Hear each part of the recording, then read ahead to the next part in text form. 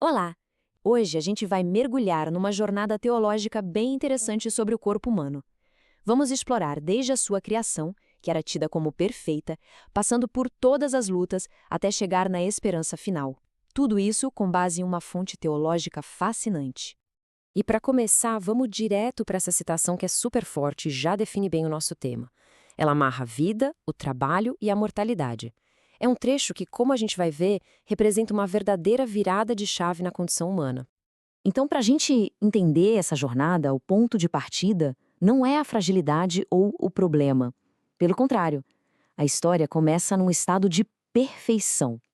É fundamental ter isso em mente para a gente acompanhar o resto.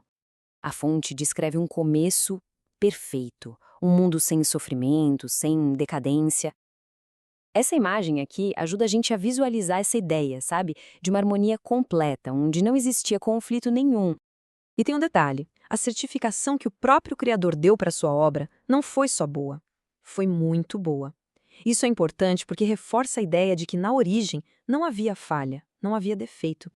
Tá, mas o que esse muito bom significava na prática? O que vemos aqui é que esse estado original era de uma harmonia total, em todos os níveis: espiritual, psicológico, social e até ecológico. Era uma integração completa. Só que esse estado perfeito não durou. E é agora que a gente vai ver como tudo isso foi quebrado por um evento que a fonte chama de a queda. E o que seria exatamente a queda? Bem, essa perspectiva define como o ato de desobediência que mudou as regras do jogo.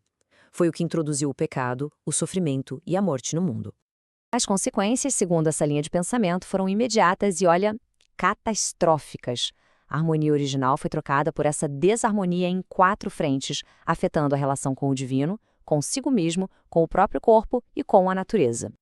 Agora vem uma parte muito interessante. Vamos ver como essa visão conecta esse estado de queda com a nossa experiência e a nossa responsabilidade nos dias de hoje. O argumento aqui é que a humanidade ainda tem livre-arbítrio. E isso transforma o corpo, sabe, num verdadeiro campo de batalha moral. Ele pode ser usado para o bem, a serviço do Criador, ou para o mal, seguindo o que o texto chama de desejos perversos. E dentro dessa nova realidade, o envelhecimento e a morte já não são mais vistos como falhas, mas sim como caminho natural para todos, uma consequência direta daquela queda. O texto chega a identificar uma síndrome moderna, a gerontofobia, que é exatamente essa rejeição ao processo natural de envelhecimento. É descrita como esse medo terrível, mórbido, de ficar mais velho. E aqui a gente vê como a visão sobre o sofrimento é bem complexa. Essa perspectiva não dá uma resposta simples, não. Ela atribui o sofrimento a uma mistura de fatores. A herança dessa condição original, as nossas escolhas pessoais, nossos hábitos, o ambiente e até a nossa genética. Mas apesar desse quadro todo que parece bem sombrio, de decadência e sofrimento, a narrativa não para por aí. Pelo contrário, ela termina com uma mensagem de esperança máxima. E aqui está o ponto de virada, a redenção. Ela é apresentada como a grande solução para o problema do pecado e da morte, trazendo a esperança de um corpo totalmente transformado e glorificado. Esse quadro aqui deixa o contraste bem claro. A natureza do corpo passa de carnal, perecível, para espiritual e imortal. De um corpo sujeito à dor e à morte para um corpo livre de todo o sofrimento. E o destino também muda, de voltar ao pó para a vida eterna.